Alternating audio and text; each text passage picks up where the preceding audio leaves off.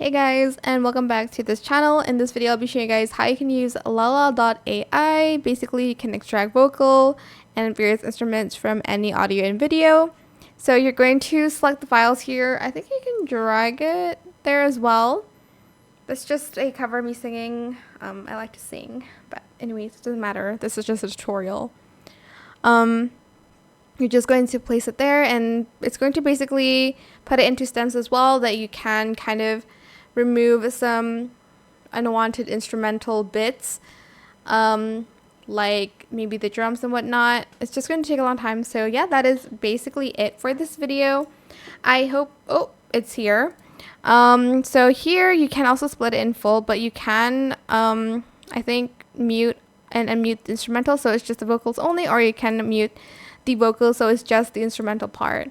But that is it for this video. I hope it was helpful for you guys. Don't forget to like, comment, share, and also subscribe to this channel if you haven't done that already. If you have any more questions about this video, just leave it in the comment section down below. I will try my best to answer them all for you guys.